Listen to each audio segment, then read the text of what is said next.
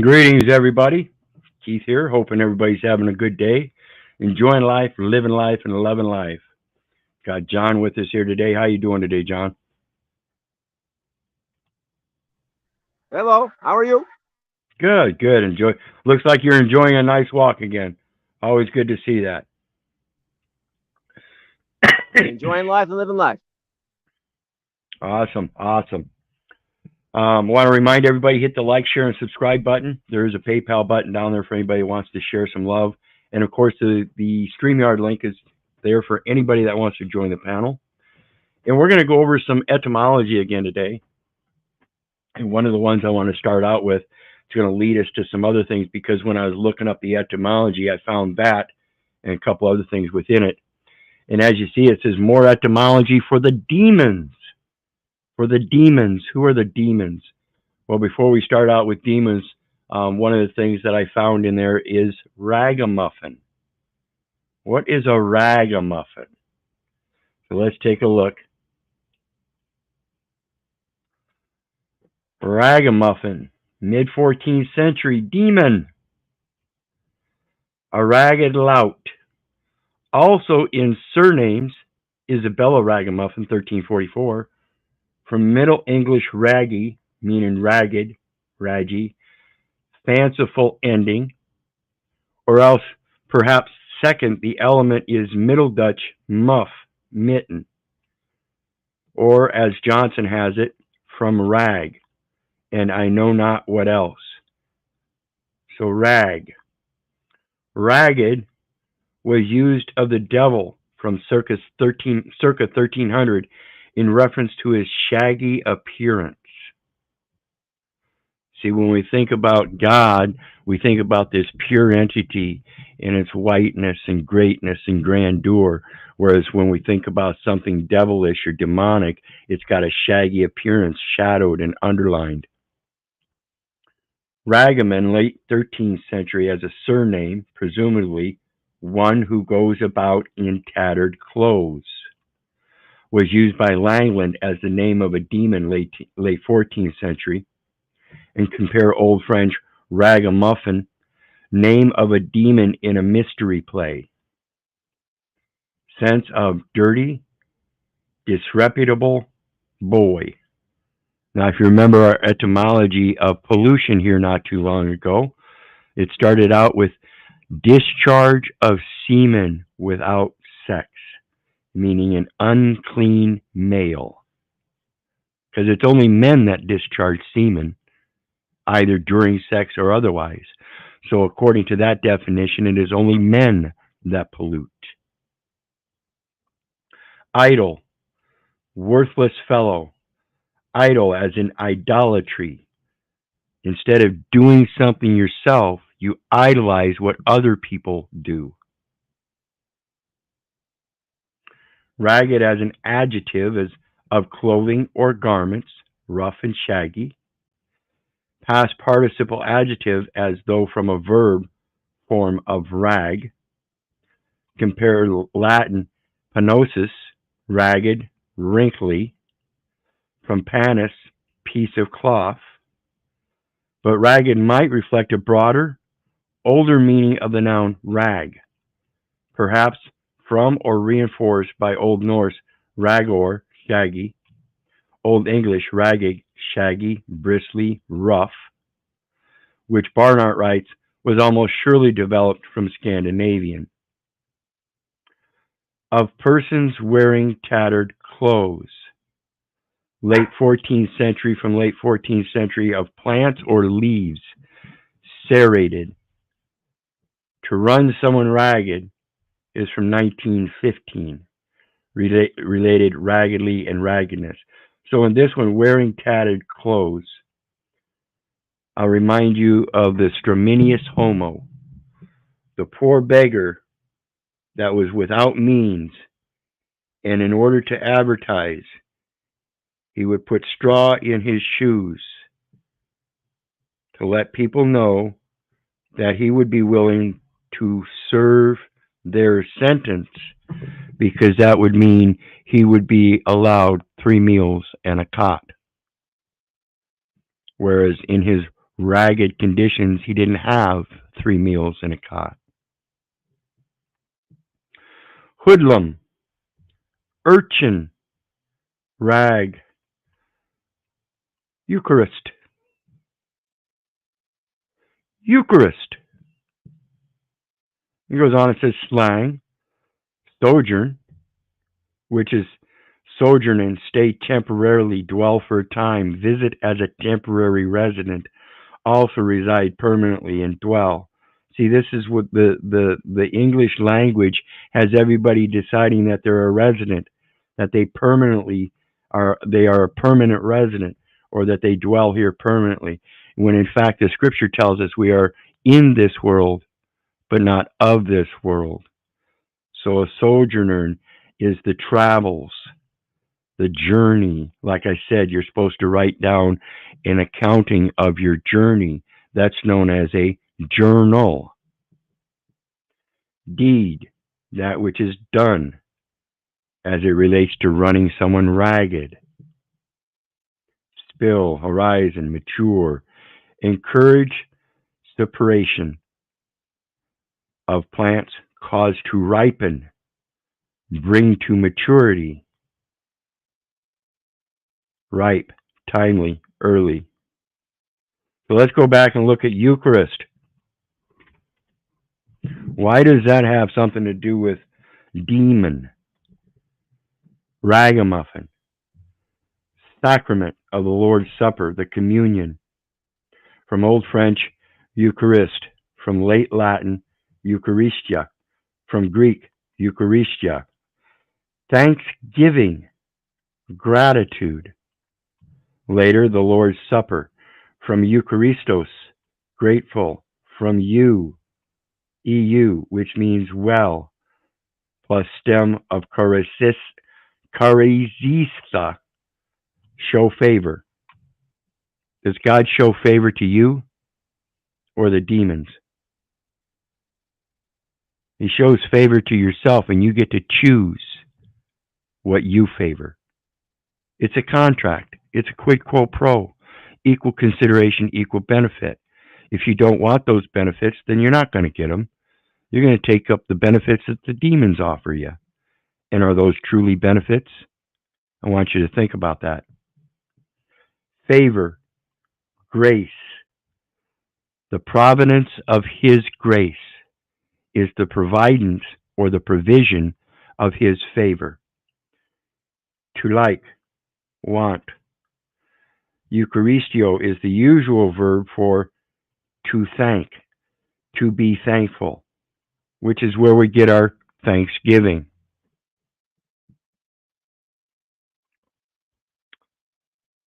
Let's see here. I think that's it. Communion. Transubstantiation. That's your transubstantiation. You're transiting as a sub-being in a manual experience to the greater being, or guided by the greater being, by the provision of His favor in the spiritual sense. You got anything on that, John? What do you think so far? Eucharist sounds like Christ. You know? Right. And Christ also sounds like anarchist. So, etymology is really important, but I sometimes just go by how it sounds. Absolutely. And as we find out, Eucharist means well Christ, Christ well. EU, Christ, Eucharist. And it's Eucharist is what they say, but it's referencing to the thankfulness that you give by being able to follow the actions of Jesus while being led to our Father which art in heaven. The journey that we're on, and it's our word that is supposed to be accountable. A man is bound by his word. So it's our own accounting that is superior to any fiction. So if we're going to be superior to any fiction, we have to make sure that our accounting is not using the language of fiction. Actions speak louder than words. And that's that anarchist. See, the anarchist isn't one that doesn't govern, but actually self-governs himself in a capacity where no one else needs to govern him. Many people today think anarchy means violence. No, it means peace. It literally means the exact opposite of what you believe it means. It's the importance of looking up the etymologies. Now, the next one we're going to look at is that very term demon. And then I've got two more that I'm going to try to help hopefully use to show you the differences between the demonic spirit and the angelic spirit as it goes to fiction and reality. Demon as a noun, an evil spirit. Malignant meaning mal-aligned, not aligned. Supernatural being, an incubus, a devil. From Latin, daemon. Daemon from Latin literally means spirit. It does not mean good or bad. It literally means spirit. Okay? From Greek daemon, deity, divine power, a lesser god. So even in Greek, they recognized a lesser god, where in the scripture goes along with that, ye are gods. Guiding spirit, tutelary deity, as in teaching, sometimes including souls of the dead. Like the natives said, they always look towards the spirits in the sky, and their inquisitiveness into the wisdom of their forefathers that came before them. It's the same thing. They were including the souls of their forefathers in their now modern day determinations and decision making. We all do it. We all look to the past and what has been done to proffer what is to be done. One's genius, lot, or fortune, fortune, for vibration. Daemon from pi, daemon, divider, provider. So what's the di-vider and the provider? The di as in deity or duality, recognizing something greater than yourself, who will provide. Providence of grace. Of fortunes or destinies, from root da, to divide. So you have to be able to accept that there's a division. Otherwise, they will continue to use the division against you as long as you keep claiming that you're the one. You have to recognize a greater power. The first step of the 12-step programs. Admit that you are powerless over your addiction. There's a greater force somewhere.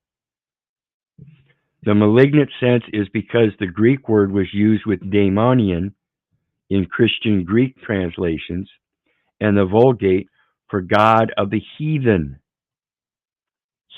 idol.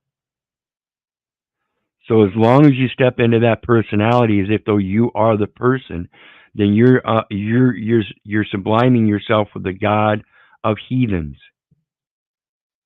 unclean spirit. That's that pollution of your own soul.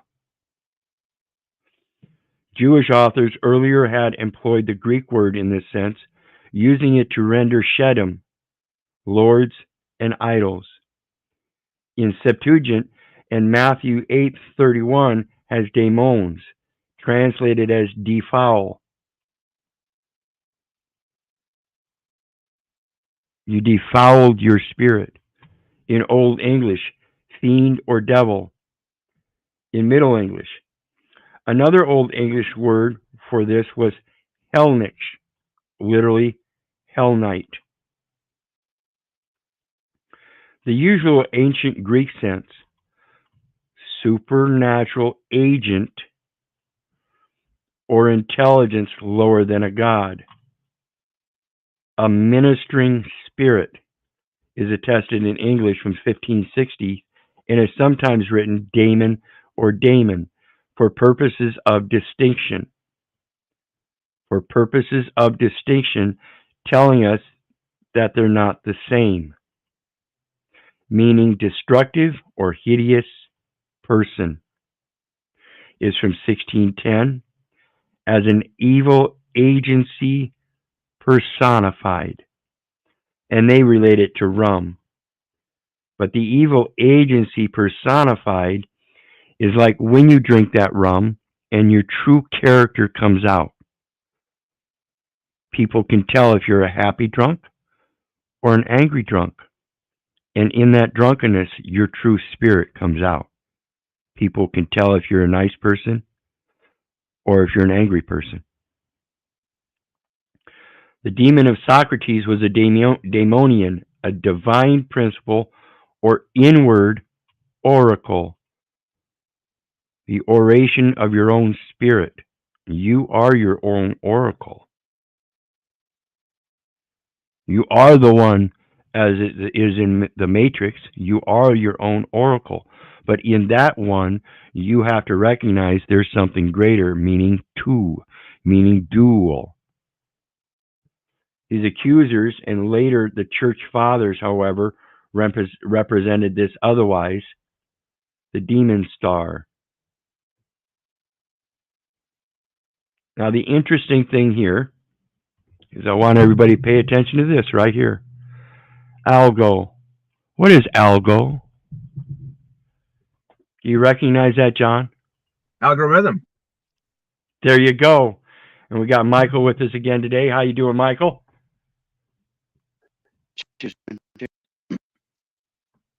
Well, we're going to let you remain a little silent. You're kind of breaking up.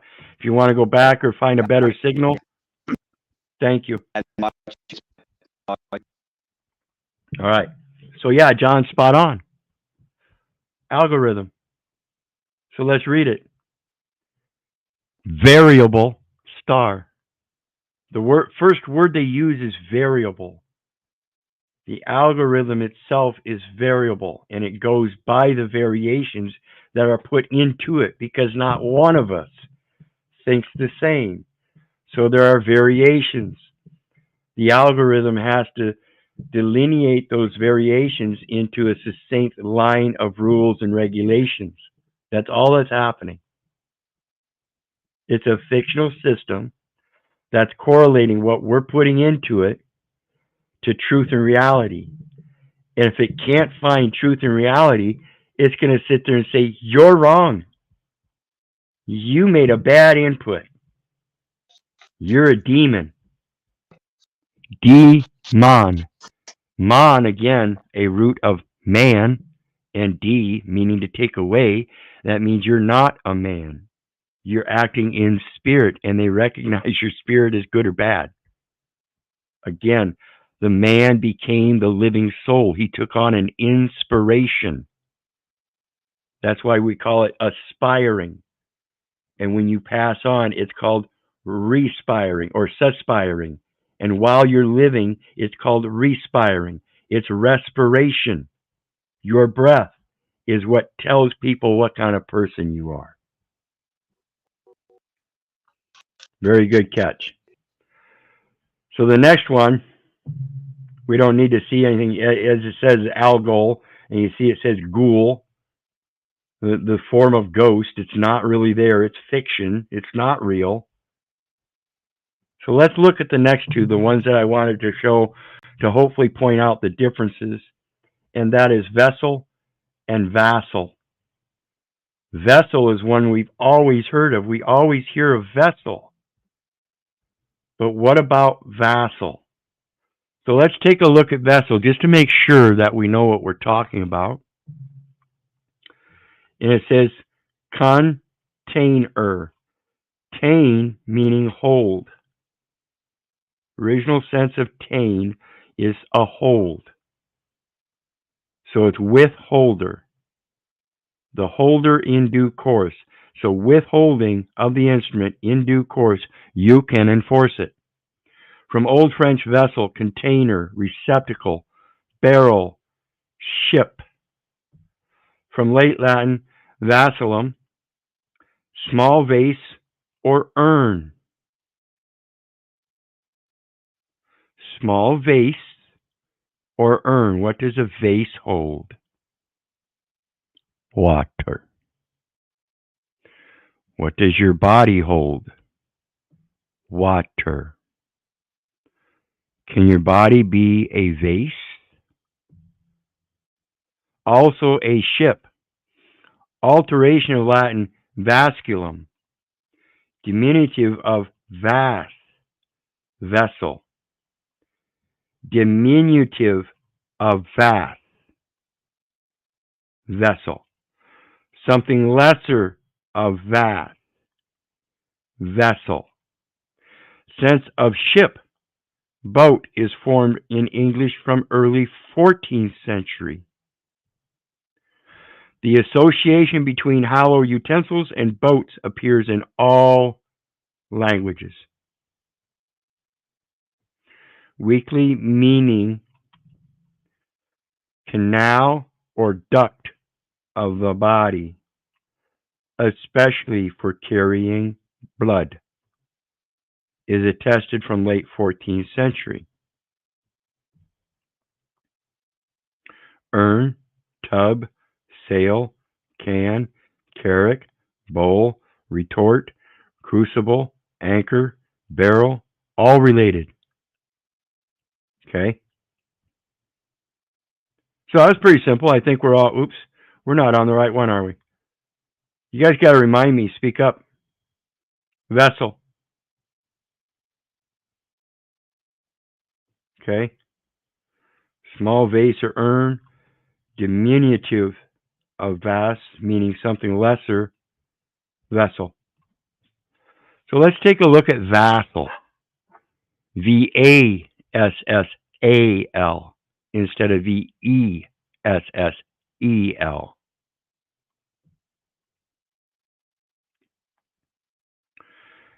Vassal as a noun, early 14th century, circa 1200 as a surname.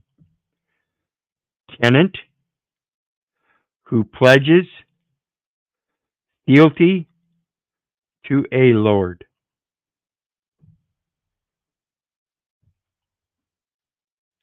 Tenant who pledges fealty to a lord. What do you think about that, guys? Pretty distinct difference, isn't there? In the United States, that vessel is a pledge by the United States as an instrumentality for you to use. So they flipped the pledge to a lord to a pledge of in person by a corporation. They become the oracle. The vessel is theirs. And in a usufruct, they pledge it to you in exchange for a pledge from mom that nobody's recognizing as truly a pledge to the Lord, a pledge of fealty to the Lord, because nobody's making that pledge. It's a like-kind pledge in return. You pledge fealty to the Lord, and in good faith, as the Constitution under the supreme law of the land says, they're derived from the Scriptures, and they too have a pledge to that same Lord. You have to give it equal consideration. The equal consideration is the extension of credence, not some monetary value of a vessel. Greetings, Russell. How are you doing today? Greetings. Doing well. Glad to be here. What do you think about the vessel and vassal so far? There's a distinct difference. We're going to continue on with the rest of vassal. But so far, the vessel is a ship or a container that holds something, whereas a vassal is something that gives a pledge of fealty to a lord. Very interesting, for sure. I was breaking down the word admiral. Admiral, yep. Admire. What is mire? Let's look that up while we're on it. We can do that. Seems like you're creating mud pies right here. Well, yeah, we got to stir up the water. Yeah. Stir up the water, and interestingly enough, that mire Deep mud, bog, marsh, swampland. Man was created, formed of the dust of the ground and mixed with water. That sounds like mud, okay? That sounds like clay. See, that's the other part that Gollum. exists in that vessel. That vessel, that vase, holds water and other substances known as organic materials composing of carbon, hydrogen, and oxygen. Mire, as a verb, is to involve in difficulties, to plunge or fix in mire, sink or stall in mud. That sounds like a vessel there that sinks. That of Right. to cover in mud or filth. To cover in mud or filth. So that's what happens when you're born and you create that person. It comes out filthy because it has nothing to clean it with. There's no fealty to a superior lord to make sure that it's entered in with clean hands. So everybody's dirtying it up Yeah. because they aren't acting with clean hands. Yeah, this is similar to the ritual and the mikveh, the bath the cleansing that they have to do with the Hebrews, the old and ancient Hebrews would do with the things that they ate and even their good deeds. They would have to Yeah, bless them swords or something. absolutely. People have been dealing with cleansing for a long time, and they understood that to be natural for their vassal because, again, the Father which art in heaven, all the stars and the sun and the moon and all that above, those are instructions to follow Mother Nature's laws. And under Mother Sir. Nature's laws, we use this opinionated schedule of ideas and thoughts and concepts to try to pose what those natural laws are in a sense through education, but that's gone by the wayside as well. Our education nowadays is based on words and terminology, and they don't teach you enough of that so you can understand this commercial system. And then by putting you in that public education system at the age of 5, it's destroying your ability to learn naturally, and that's part of the problem. We're not learning natural laws. We're learning man-made laws under the obfuscation of a language that is so redundant and so ambiguous. It's pathetic. Because again, like I said, you can go back and look at that definition of pollution and see that the original meaning and intent of pollution was the discharge of semen without having sex. So where do we get our modern term of pollution if that was the original intent, which discludes any woman? Oh wow!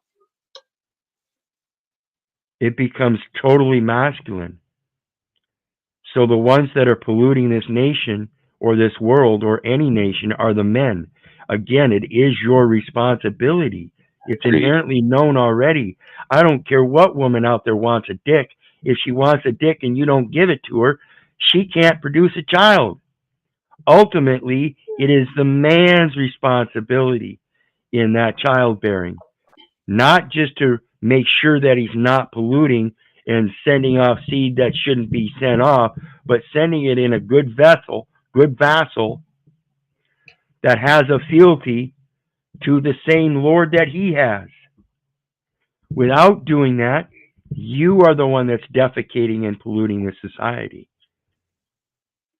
The women only want what Brother women Keith, want. I don't mean to come in here and start yanking the wheel out of your hands or steer us off course for any amount of time, other than just a few seconds, if you don't mind. The familiarity here to the vessel that you speak of, and the cleansing, the use of fruct, all of these things, it's very reminiscent of the golem, of the earth and the mud, formed in that sense to house some sort of energy, currency, some sort of being, soul, whatever one wants to call it. Would you mind jumping into or just kind of from the hip a little about the whole homunculus golem aspect of this. You see the correlation? Oh yeah, well that's the comment right below there, channel 3, and many people have this same concept, and I'm telling you, in my opinion, that's totally wrong. If you want to consider yourself a sinner because you were born of sin and in sin, then I think you've mistaken the scriptures, because the scriptures in my element, that's saying that if we were born in sin and we are sinners, then every breath we take as an act of God is a sin. How can you say that? What is it, parthenogenesis? Well, parthenogenesis is where, at the end of times, where it's absolutely necessity for Mother Nature to continue on a certain kind of creature. They're instilled with the ability through stem cells. Women can create sperm cells within them to actually fertilize their own female stem cells. Okay, Correct. that is possible. It's been proven through many different animals, just not necessarily women in modern times, even though that's what the basis of immaculate conception is. Okay, so as it goes to the born of sin and in sin, though, again, if we're going to sit there and think that we are sinners because of the way we interpret those scriptures, then that's telling us that if man was discharged of his mother's waters, and discharged, meaning discharging of obligations, and then entered into a record, again, man is a person and he's no respecter of persons. So then we're putting an obligation on personality again, and that personality has to be done in commerce, because there's nothing on the clean side saying, no, we can't enter into commerce. We can stand at commerce, just like they stand at law, and that is the meeting place. But when we go our separate ways, they go back in person, and we go back in vassal, in law. Does that make sense? We are not born in sin. Just because mom created a document born of sin doesn't mean that that's identifying us. We were not identified. The true living soul was never given a preface or a declaration of character. It was only announced unto the world in person, never in spirit. It was all done manually, and not one step was taken to do it spiritually. That's the creation of the demon in paper, nothing else. You're not the demon. You're born of God, just like the demons. And just like Satan and all the other demons, you too have a choice. He's telling you, you can return home as a prodigal son and have the wealth of the encompassing estate, as opposed to the grunge and garbage dump that we live in this world, that we're making a garbage dump, by the way. All these concrete slabs, that's a scab upon the true nature of this land. We're not supposed to be doing that. We're supposed to have temporary communal centers where we can perform commercially, and then just outside of that commercial center, we have agricultural farmers that produce crops, some of which might have flocks that would exist on another circle outwardly. Does it remind you of something now? Does that sound like Atlantis? Okay, so now we've got a third circle outside. Sounds like a lot of things from antiquity. So now we've got a third circle outside of flocks that go out farther from that and then come back at the end of the day. They go out and feed among the fields that are not fenced in, and they migrate daily from place to place. They're not penned into one small area, destroying the land, destroying the nutrients. Same with the crops. They're not destroying the land and destroying the nutrients, but they're rotated. We're not doing these things. And it's all described in the scriptures. We've taken on a personality of vessels to hold things. We're not supposed to be holding things. We're not supposed to be thinking about a monetary system that would help us move all of our belongings from point A to point B 2 countries over, because we can't really carry all of our belongings. It's much more convenient if you carry a piece of paper that says we own those things. Then sell them off. Get rid of them. You shouldn't need them anyway. Right. Those are all wants and desires. The things that bind us to the place.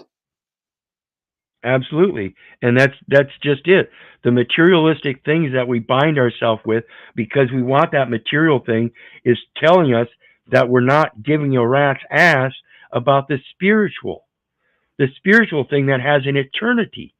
I don't want any of my younger generations to remember me because I had a nice Maserati or something like that, or my own private jet. I want them to remember me for the story that I put out, the story of truth and recognition of that which is true spirituality, in getting along with each other and not treating each other like a demon. That's what this whole language thing is doing. If you don't comprehend, again, it's a beautiful thing. It really is. And if you don't understand, I come up with it. Yeah, if you don't understand how to use it as your color palette, and use your mind as the pencil or the paintbrush to do it, then I don't have a whole lot of faith in what you're going to be able to put out. And this is why I say I listen to people very intently when they speak. It tells me about their spirituality through their personalities. That's why I study psychology. It's not that I want to be able to. Go ahead. Were you an idiot at some point? I just ever since I've come across your channel, I've always had the initial just gut reflex to want to say freighter before I even address you. You know what I mean? It just seems like you know things that the common, profane or whatever would not discover or stumble upon 100 times. Well, ask that question again. Am I a what? A freighter? Were you an initiate? At some point, did you? No. Were you? No. No, I've been That's approached really by I've been approached by supposed I've been approached by supposed Illuminati, but I destroy them as well. If there's a secret, then the only secret I know of is God's name. Boy, that's a big one. They say that died with the building of the Temple of Solomon. Yeah, you show me. Yeah, you show me, and again, the Temple of Solomon was based on that 666 talents of gold that he pulled in every year, taking it from the people. But then at the end of the story, it shows that he repented and gave it all back to the people. Every last bit of it. The income of Solomon every year was supposedly 666 talents of gold. 60 being 20 years, so that's 6 times 3, or 3 times 6, 20 is 60. So it was 666 talents. That's the number of the beast, and it says it was the income. It's what he took in from the people. Again, where do you think they get their income? Their income is derived from the people. It's the extension of credit. That's where he got his credence. Right. So in that, he recognized his error and repented for taking credence from the people instead of the Lord. So in recognizing the credence of the Lord, he gave all credit back to the people. Give unto Caesar what belongs to Caesar, and give unto the Lord what belongs to the Lord. I don't know why I sit down at these things without a notebook. Gentlemen, if you'll excuse me for a second. Well, it's a good thing it's recorded. And look who Correct. starts look who begins all the paperwork, Keith. The papacy. Okay? So you Yep. have a false god there, plus all these entertainment people. They're putting up false gods and we're following them. They're our God. Absolutely, and it goes to, we have Washington D.C. in all these contracts, which we know as fiat currency, which is military contracting, military paper, military orders, commercial paper, and that is a set of regulations for the operations, the manual use. Then you have London, who has regulations for the banking, which is the actual accounting and recording. And then you have the papacy, which is the one that funds it all. They are funding all of it. Every time a nation joins the UN, the Pope comes forward with a black book and says, "Here's how much we're going to fund you to get you started." The Bank of London is going to hold the account, and every year you're going to come forth with your national leader, and you're going to Congress with us. Ingress and egress, Congress. That's the going out and coming in. And I don't know how else to explain it to people, but again, I urge you to look at those scriptures. You don't have to believe the scriptures, but you certainly should be able to interpret them so you can discern what the inconsistencies are, so you can relate to those as inconsistencies and make for your own discernment which one of those inconsistencies is better for your use. You're talking about all it is. extrapolating from missing data. Yeah, Exactly. You That's got to a- be able to it's a read between brilliant the way to lines. approach it. Yeah, you got to be able to read between the lines to know what they're saying without them saying it. There's a So, like mathematical term for this as well. I forget what it's called. What you're talking about. It's actually a really common practice. It's like idiosyncrasies, all of the differences that actually become a commonality after it reaches a certain point. Right. Well, when it comes to law of agency deals with principal and agent. Now, law of agency is a contractual setup for principal and agent, but that contract part now tells you that they're operating in trust. If you know the fact that any contract is a semblance of a trust, then that means that you've got a principal who is assigning an agent. If that's the operation of a trust, then the unnamed party is the beneficiary or benefactor. So if you are not specifically assigned and agreed with a counter instrument of a handwritten statement of your intent taking upon the assignment, then there is no contract and it is nothing but a pure trust, and you must put forth that you're the benefactor. If you don't, then the presumption sits that you're the agent. We spoke to this about this to some length on the last stream that I was on with Christopher Real. It was a really good one. I've been trying to get this Miss Autumn Coleman to join me for a live stream. She seems to be very, very knowledgeable and generally like yourself and everything. But when it came to this, she really blew the doors open. It was almost like reading the words great. of female El Hero. Yeah, she's great. I'm familiar with her. I think we've worked together a few times.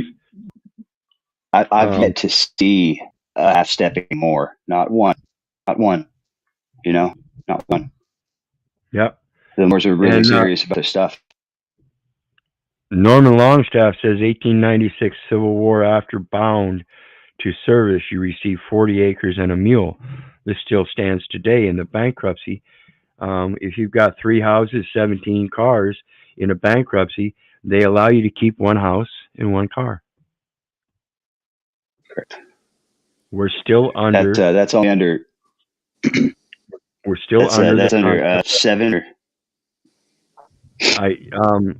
I don't know which one it is, but I don't care for their regulations. I let them know that No, I'll keep everything I have because through this bankruptcy proceeding, we're going to put forth the truth to show that these operations were supposed to have been done on credit, not debt. Well, they weren't true bill So of commerce. Yeah, it was a true bill. It was, correct. statement. So so the fictional statements that were presumed have to now be rebutted, and anything that is inconsistent or impossible, then you can take those back as impossibilities. But if it shows that it's possible and that I had the right, then I maintain that right to keep all three houses and all 17 cars. What I got to ask you, man, is how does one move the finder of fact to actually act in accordance with this? Because as we all know, they don't follow their own rules and they don't apply them to us correctly either. But there seems to be a point where you reach a slip from the fulcrum and you can no longer leverage anything with these people. And for me, it's been this right here, not this particular thing, but I know I'll be dealing with it soon in a foreclosure.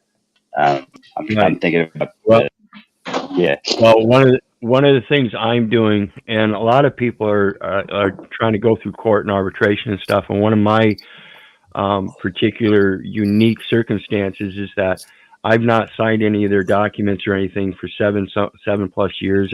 I quit the banking and all that.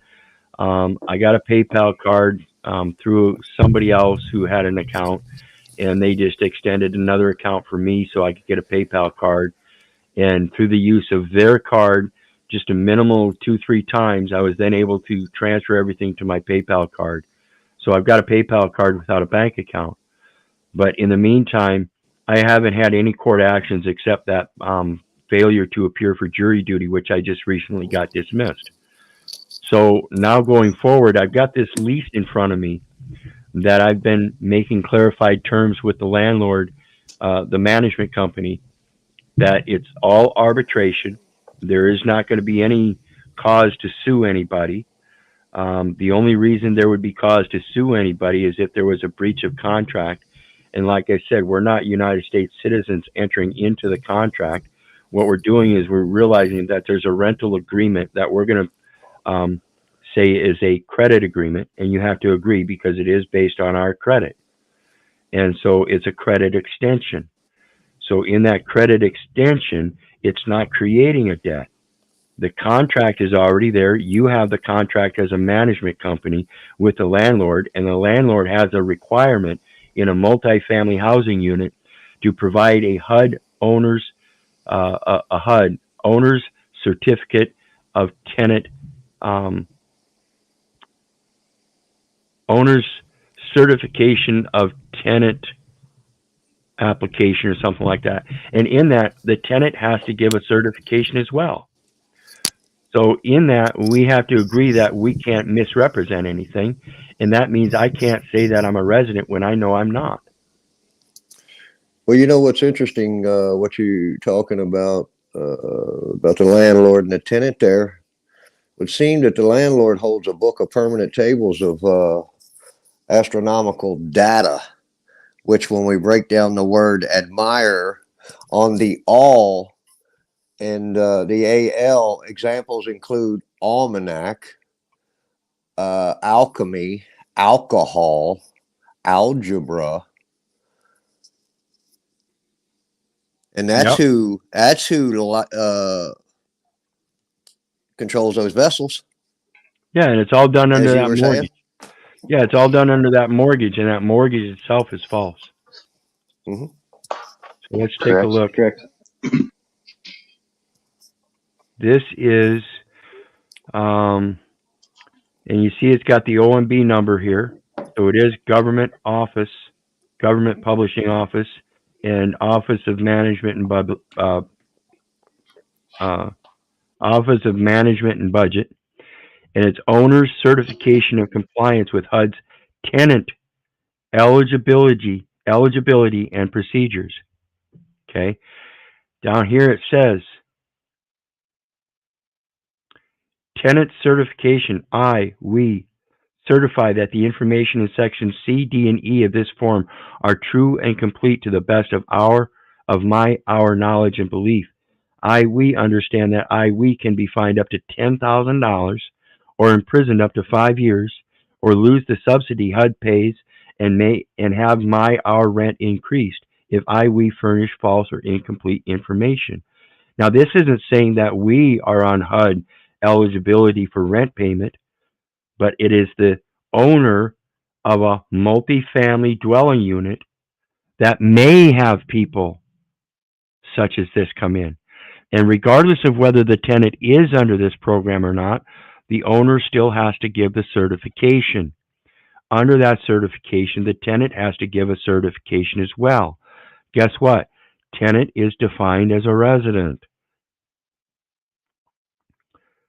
See, they got name of project, head of household, unit number, head of household, spouse, co-head, other adult. These are all commercial terms on a ledger. This is a ledger. You see all the boxes? And then it gives you all the number of bedrooms, building ID, unit transfer code. Who's going to transfer the unit? Security deposit. That's my favorite one. That means it is a security instrument. Who gets to use any device to obtain money, property, labor, or services on credit? That would be you. Absolutely. If they're already bound in the contract, if HUD and the landlord are already bound in the contract, I'm the third party benefactor, and I get beneficial use of the security instrument in a usufruct, and I'm able to negate the subrogation and swap of credit. It's a credit default swap because you didn't mention that you're the creditor. How do they know that you didn't mention that you're the creditor? Because you took upon the insurance installment payment plan. Oops. Instead of a consumer credit transaction. If you're the creditor, then why are you the one required to take insurance? You're not. It's the agents and principals that are required to carry insurance in case they commit malfeasance of trust or commit breach of contract, detrimental to the beneficiary. So what would this make the lender then? This would make them a credit arranger, essentially? The subcontractors, the one that acts as the discount at the Federal Reserve or Treasury win? They're acting as the insurance guys. That security deposit. This is the insurance holder. HUD for urban development. Again, I have to remind you people that HUD and urban development, in order to have that urban development, they have to condemn the land for its natural use in order to convert it for commercial use. Who are they to condemn the land if it's not their land? It strictly says, or succinctly says in Leviticus 25:25, as well as other places, the land shall not be sold forever, for it is mine. Leviticus being the first law, Deuteronomy being the second law. I urge you guys to read Leviticus and Deuteronomy, as well as my favorite prophet, Isaiah. Go ahead. How then does the papacy go away with asserting their ownership of all matter in the cosmos, then, in the way that they do with the Cestui QV, with the papal bull, unum sanctum, that kind of stuff? Because the people don't know the scriptures themselves. Again, I'm not telling you have to believe the scriptures, but if you know them and you can discern what they're saying, it'll show you that the Pope's claim upon the living souls of all men is blasphemy. How can you make a claim? Certainly. How can you make a claim on the souls of all living men if the very scripture that you're putting out in the world as the Pope for Christianity in Catholic religion says, Isaiah 43:1, Fear not, for I have redeemed thee. I have called thee by thy name. Thou art mine. And then reaffirms and supports that statement in 44:5 that says, one shall say, I am the Lord's. One shall call himself by the name Jacob, and another shall subscribe with his hand unto the Lord, and surname himself by the name Israel. So that name that we That's have an interesting one. Israel. Yeah, Israel. Let me ask you if you guys have ever broken that down. Is is Ra, supposedly the sun god, and El meaning a god. Yeah. Is Ra it's sun god, a god?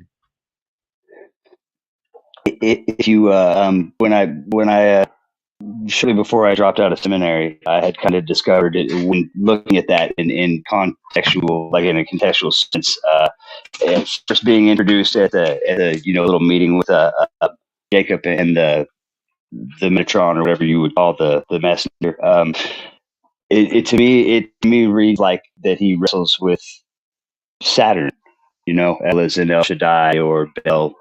El this was prior to Saturn being a luminary. A lot of people argue over whether at this point he was considered a dragon or a volcano. Yep. In the sense that it got passed around the way to do it. Sorry.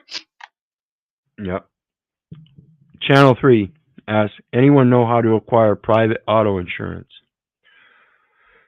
And I'm going to have to go here real shortly. My companion just got back, so I've got to go assist her. I can. Channel 3, if you would like to hop on a live, we could probably look at that after I leave here. I'll bet we could find. Well, I'm going to tell you real quick. It's a matter of having a surety bond. Call up the insurance companies and ask them about a traveler's surety bond. Traveler's surety bond. Again, that's still a commercial term. And again, that's still an instrument that you can use to obtain money, property, labor, or insurance services on credit. So make sure you know what you're doing before you're signing the damn thing. Right. Right, sure. Right, it's a bearer bond, absolutely. And what happens if you've got a birth certificate? That's a bond. And what happens if you're holding it and you're showing it to somebody? You're bearing it. It's a bearer bond itself. All you have to do is be creative. You have to be a creator. Ye are gods. Ye are creators. So all you have to do is learn the language and how colorful it is so that you can paint it in your benefit. You have to learn the terms and conditions they're using and learn how to use them for your benefit. And with that, we're done. I've got to go get my companion, and I want everybody to know I love you, but I don't give a rat's ass whether you love me back. So may God bless you and have a great night. Much love, everybody. My brother, cheers.